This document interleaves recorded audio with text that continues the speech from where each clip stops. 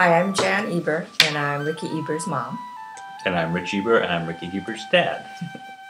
Well, he started off at New Lano Elementary, then he went to Mid-Pac for 6 years, then he did a year at Oregon State. When it turned out he would not be going back to Oregon State for his sophomore year, he went and enlisted himself. Both of Ricky's grandfathers were in the military.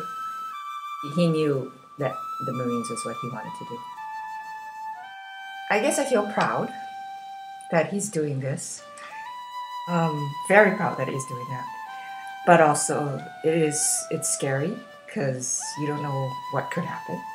I was concerned, not because I think military service is a bad thing, I support it. It just, obviously, it's your son, and going off to war is a dangerous situation.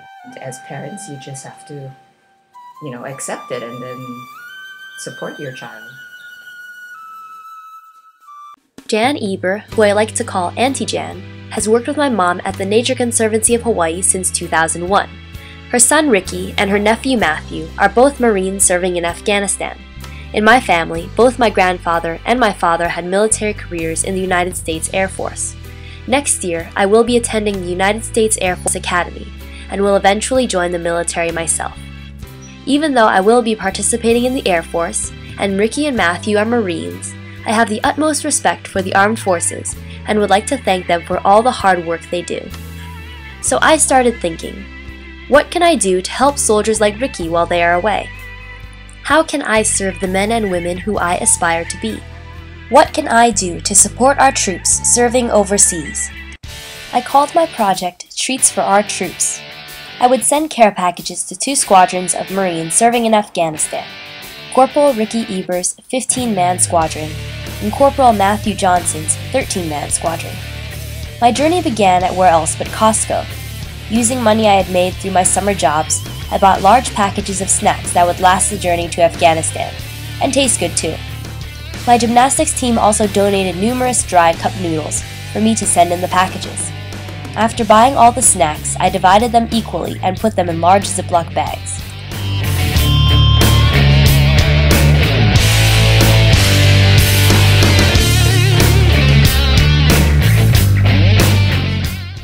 After putting the packages together, I wrote every single soldier in the 2 squadrons a letter, coming to a total of 28 handwritten letters. I also included a piece of paper with an addressed envelope, hoping that if they had time, the troops would be able to write me back. In Matt and Ricky's packages, I put 2 disposable cameras, so the troops could take pictures of themselves, the base, and give their families back home an idea of what life was like overseas. I understood that receiving any response from the troops overseas would be a long shot. I didn't know how the mail system worked, or if it even worked at all, but I knew I had to try. So on a wing and a prayer, I sent off the 2 boxes of care packages and hoped for the best.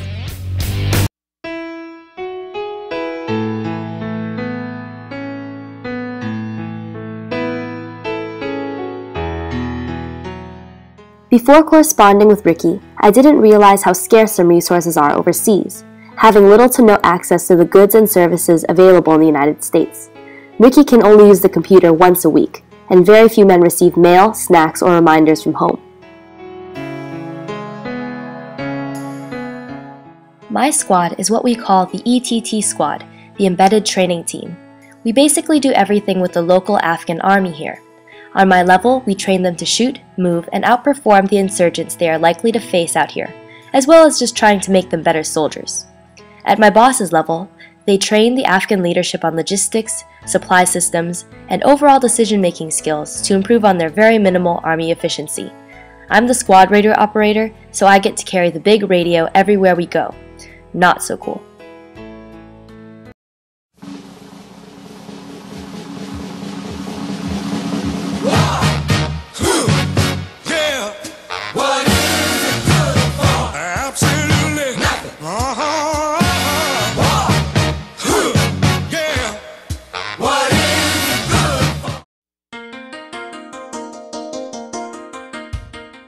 Following the 9/11 attacks and the U.S. invasion of Afghanistan, the U.S. forces and the Northern Alliance were able to remove the Taliban from power and instate President Hamid Karzai. However, the Taliban is still present in Afghanistan, staging hit-and-run attacks against Western troops and international aid workers, and terrorizing the public with violence. the Taliban seeks to throw out all Western troops and overthrow the new Afghan government.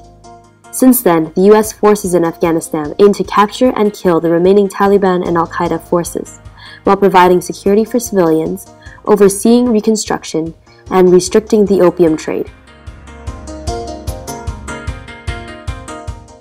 I sometimes wonder what the objective is if we had known going in that the war was going to be 10 years or 20 years or 50 years. You know, maybe we should have put some thought into how long it was going to be before we went there, because 10 years is a long time.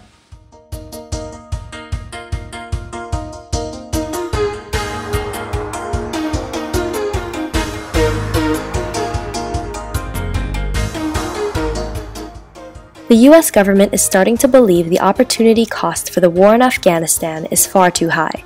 The war itself is no longer worth the cost or the lives of American soldiers. Soon the war will no longer be financially feasible. As the government continues to pour millions of dollars into Afghanistan in support of the military and the new transitional government, our national debt continues to grow, spending money that we do not have. The United States intends to pull out of Afghanistan in 2014, when the new military is adequately trained and the government is in place. However, the government in Afghanistan may not have enough money to support their nation's own security forces. In this case, the United States is also hoping that NATO countries will also lend aid to Afghanistan. The incentive for the government in Afghanistan is independence. Although they rely on the financial and military aid of the United States to support their government and military, what they really desire is to be an independent and self-sustaining government. It will be difficult, but the government in Afghanistan is working hard and making the necessary reforms so that they can have full control of their country someday.